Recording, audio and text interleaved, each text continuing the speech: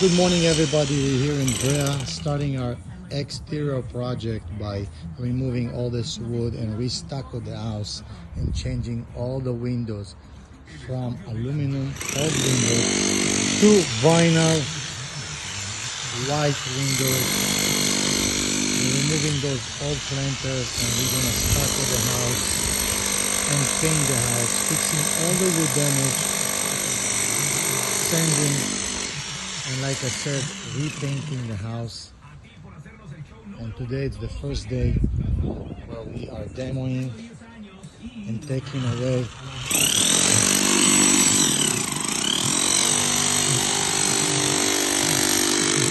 here we are.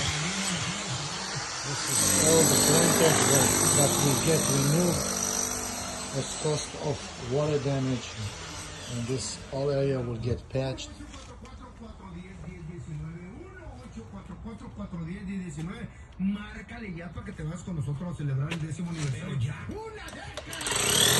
Next thing is sandblasting in the house to be ready for the stucco work.